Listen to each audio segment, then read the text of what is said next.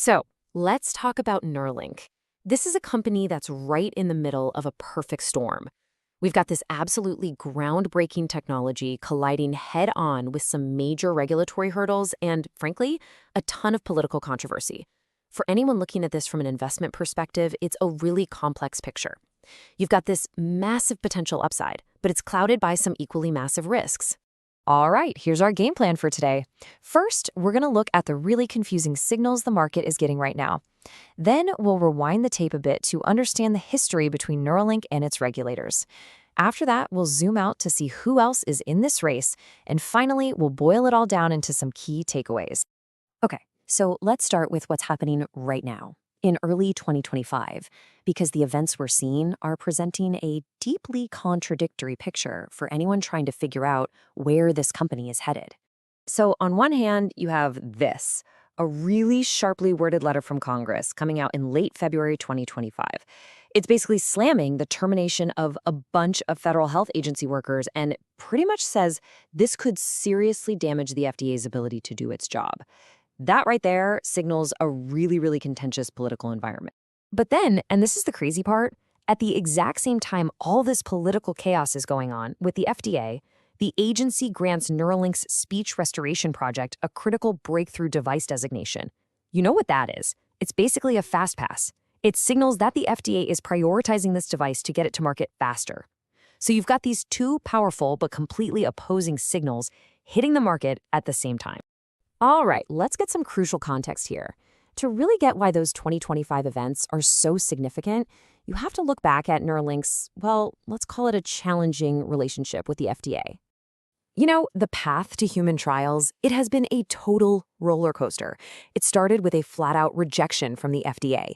Then they got the green light, but then came a major technical setback with the very first patient.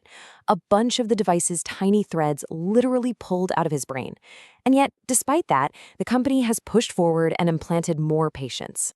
And what's really fascinating here is that the FDA's first concerns weren't just about minor tweaks. No, these were fundamental safety and engineering problems. They were worried about the lithium battery overheating inside someone's skull, the 1,000+ wires migrating to the wrong parts of the brain, and the fact that Neuralink couldn't prove they could take the thing out without damaging brain tissue. These are massive questions about the core viability of the device. And it's so important to understand this. Under the FDA's own rulebook, Neuralink's implant is officially classified as a significant risk device.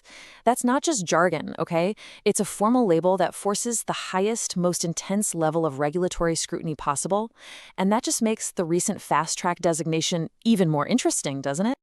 So, this brings us right back to the chaos of early 2025 and all the allegations of conflict that came with it.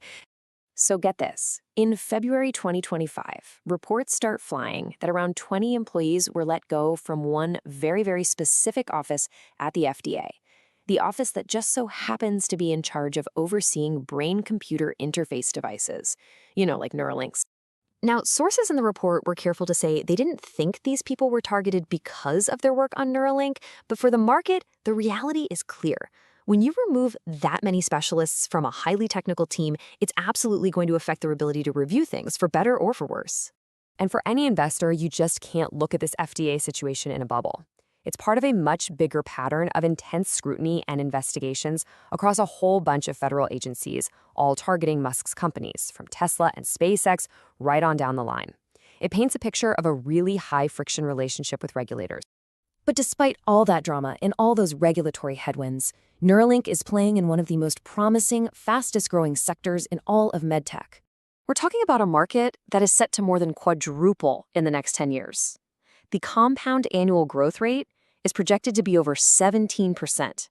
I mean, that is just an explosive trajectory for a new medical device field. And make no mistake, this is not a one-horse race, not even close. You've got competitors like Synchron who are taking a completely different, less invasive approach. They implant their device through blood vessels, so they avoid open brain surgery. And that strategy, it's attracted big money from people like Jeff Bezos and Bill Gates, which poses a serious challenge to Neuralink's high-risk, high-reward surgical method.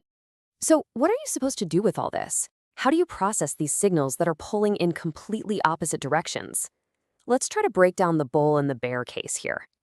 The whole investment thesis here is balanced on a knife's edge. On one side, you have a gigantic market and signs that regulators might be speeding things up.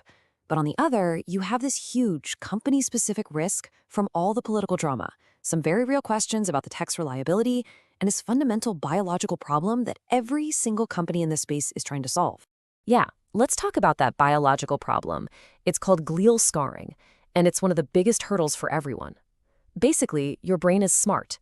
It sees a foreign object, like an implant, and it does what it's designed to do. It protects itself. It builds up a little wall of scar tissue around the device, and over time, that wall can actually block the electrical signals. Solving this is the key to making any of these invasive BCIs work long-term. Okay, which brings us to our final section, not financial advice. Let's think about how you might structure trade based on this analysis. So here's the multi-billion-dollar question for any portfolio manager out there. How do you get exposure to this obvious boom in brain-computer interfaces while at the same time hedging against the totally unique political and technical risks that are surrounding the current market leader? Well, one way to think about it could be a classic pair trade. You go long on a basket of competitors, like Synchron, who might have a smoother, less invasive path through the regulatory process. And at the same time, you short a few of the very specific sole-source suppliers whose entire business model depends on Neuralink's super high-risk surgical robot succeeding at a massive scale. This way, you capture the upside of the whole sector while hedging against the failure of one specific high-profile company. This is not financial advice.